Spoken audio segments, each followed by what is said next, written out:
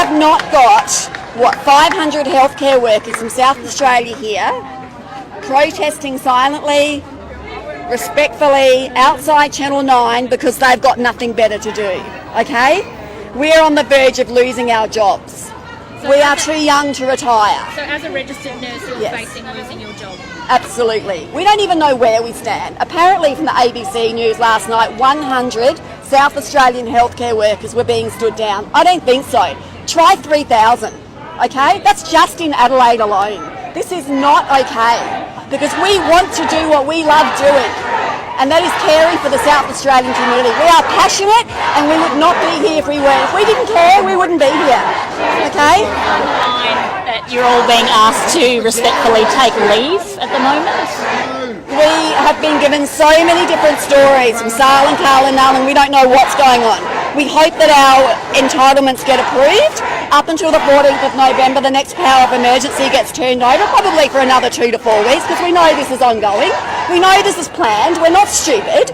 The hospitals are not full of COVID patients. The hospitals are full of vaccinated patients, okay? I've got friends that work in ICU at Flinders. 30 out of 38 patients currently are vaccinated. That is a fact, okay? The media is, I'm sorry, respectfully to the media, please start telling the truth and please help us help you because you are all targeted. Every single person is targeted. So as a registered nurse, are you seeing people in hospital? Are you treating people? Yes. Serious adverse effects. Serious. And we're talking 20-year-olds. We are talking 20-year-olds that have dropped dead. Nothing is getting on the media. Myocarditis is a rare, let me tell you, a rare cardiac condition. All of a sudden, every third 20-year-old's got myocarditis. You know what that leads to? Cardiac transplant. Where do we get hearts from in Australia with the lowest organ donor rate in the world? Can you just clarify what your role is in the healthcare system at the moment? And how long have you worked there for and why are you here? Okay, I've had many roles. I actually trained at the Royal Adelaide. I'm 51. I've been a nurse for 32 years. I started off as an EN. I went in to do my Bachelor of Nursing. I was a single parent for 18 years. I'm a very strong person, as you can see. And then I went on and did my postgraduate in mental health nursing 4 years ago. I've got 2 degrees. I'm not an idiot. I'm not standing here because I'm an idiot. It's because we care about the South Australian community. Currently, I'm a registered mental health nurse at Flinders. I'm passionate about what I do. I look after the most vulnerable people in society. And they are even pushing this onto them.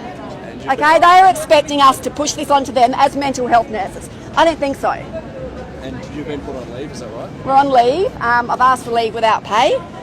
We don't know what's happening. I don't even know if I can get income protection. I'm lucky I've got a husband. A lot of my friends haven't. Okay, they're on the verge of getting kicked out of their houses. How many people do you think, how many nurses will the system lose because of the mandatory vaccination? Nurses alone? Close, I'd say at least 2,500 in South Australia alone. Okay, this is a small portion. 100? I don't think so. It's a lot more. I mean, we were looking at ramping pre-COVID. The system is not breaking. The system is broken.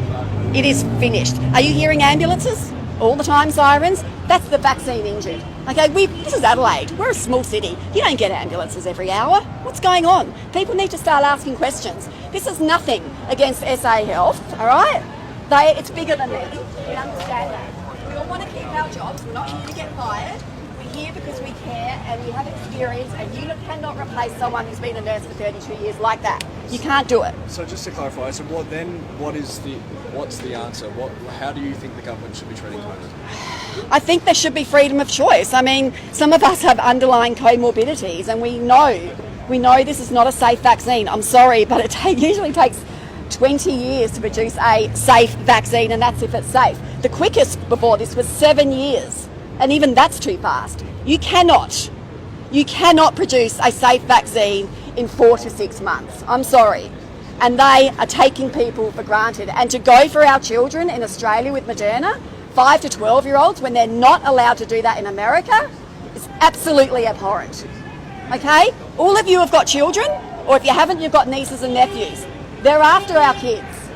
Not in America. Moderna is cancelled in America. Why Australian children? How about Scandinavia? Why? Why Australia? Why New Zealand? Are we the testing ground? What's going on? I think we need to ask questions here, okay? We are the voice for our children. We are the voice for our people in South Australia. We are voice for patients. What about the people with cancer? What about the people with cardiac illness? What about the kids with leukemia? No one cares anymore. No one cares about anything but COVID. You mentioned the system's broken already. What is this? Is this going to decimate it now? Beyond decimation. Like, put it this way. I hear that AMBOs are saying 90 minutes for a person with chest pain at home. 1.5 hours to get the help you need. Okay? People are dying in their homes and not getting the assistance they need. And then there's the issue of, they died of COVID. Did they? Did they die of COVID or did they die with COVID? There's the difference. Of or with. Yes.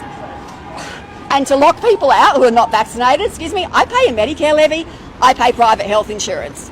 What right does any private hospital in this city have to lock me out or have an operation when I pay private health insurance? We'll just stop paying taxes. Is that what they want? Cool. Are there any other treatments apart from vaccines?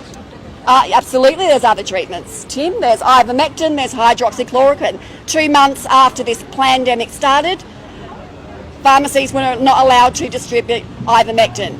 GPs were put on warning from AHPRA, the AMA. You will not be prescribing ivermectin. India has no COVID. Why? Because of ivermectin. It is safe. It has won the Nobel Prize in 2015. It's been around for 42 years now. The most safe medication ever produced in history. We have no access to it. People are buying horse wormer on eBay because it's a horseworm. It's an antiparasitic. It's a very, very simple, safe, effective, cheap drug. That doesn't help Pfizer, does it? It's called this shit. Money. Can we expect demonstrations like this in the future more and more? I certainly hope so. Absolutely. I mean, just give us back our jobs. Let us do what we love doing, please. We are passionate. We're not going to cause any trouble. We're here because we care about the South Australian community. We are proud